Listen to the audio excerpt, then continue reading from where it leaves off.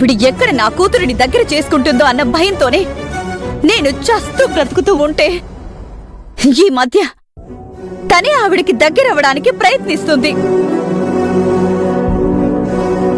ఆవిడే కరెక్టు, ఆవిడే మంచిది అన్నట్టు మాట్లాడుతుంది. ఇవన్నీ నన్ను గందరగోళానికి గురి చేశాయి.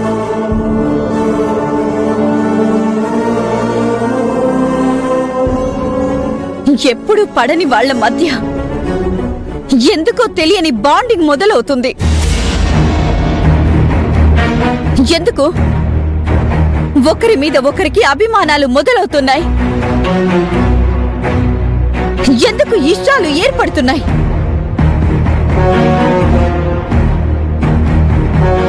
తను సాయం చేయటం వల్ల తనకు నచ్చిందా,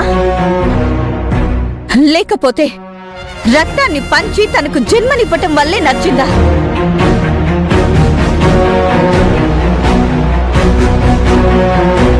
అది తెలుసుకోవాలని ఇక్కడికొచ్చాను. అది ఒక క్లారిటీకి వస్తే నాకు పిచ్చి పట్టకుండా ఉంటుందని డాక్టర్ గారిని కలవడానికొచ్చాను.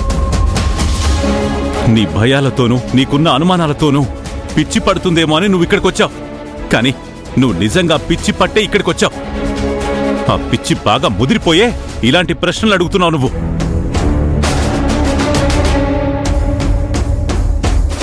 ఇప్పుడు నీకు తెలియాల్సింది నిజాలు కాదు. నేను నిన్ను పిచ్చాసుపత్రికి తీసుకుని వెళ్ళి చూపించడం. నువ్వు మనిషివే అన్న నిజం నువ్వు మర్చిపోయేలోపే నీకు ట్రీట్మెంట్ చేయించడం. ఏమండి,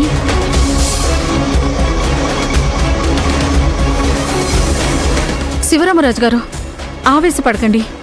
లేకపోతే ఏం మాట్లాడుతుంది డాక్టర్? నేను మాట్లాడతాను. చూడండి లలిత గారు, ఇంతకాలం తర్వాత వేద మీ కన్న కూతురా కాదా అన్న అనుమానం వచ్చిందంటే అది మీకొచ్చిన అనుమానంలా కనిపించట్లేదు.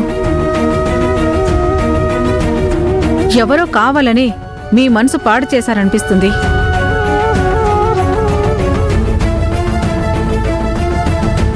వేద, ఇలారా.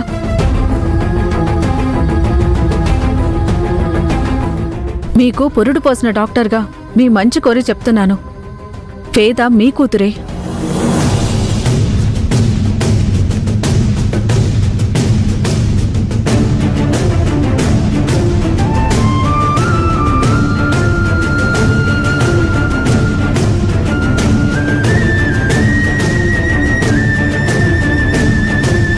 ఆ రోజు మీకు పురుడు పోసి మీ బిడ్డను మీ చేతిలో పెట్టాను. మళ్లీ తనను మీ చేతిలోనే పెడుతున్నాను.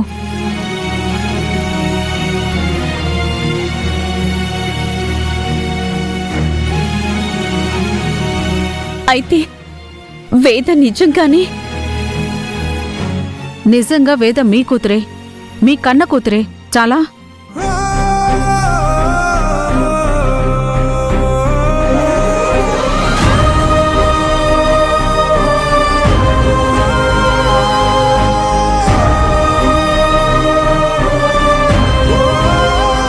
డాక్టర్, ఈ ఒక్క మాట చాలు.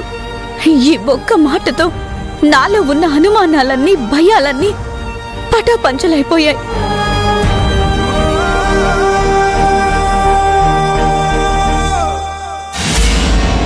ఇదేంటిది? మా బావ ఒకటనుకుంటే ఇంకొకటి జరిగింది.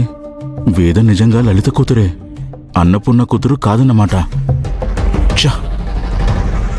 ఇక ఎవరు చెప్పినా ఏం చెప్పినా మీరు ఎలాంటి అనుమానాలు పెట్టుకోకండి. అనుమానాలు పెంచుకొని ఇలా అందర్నీ బాధ పెట్టకండి.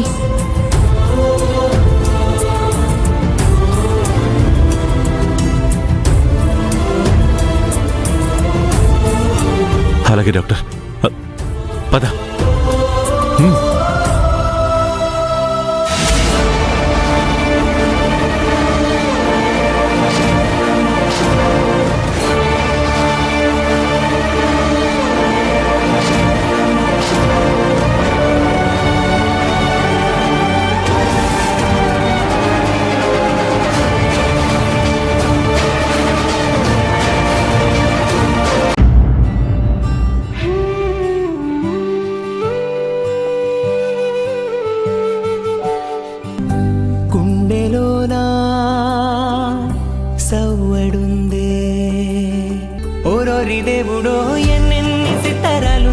రాసావు నీ రాతలో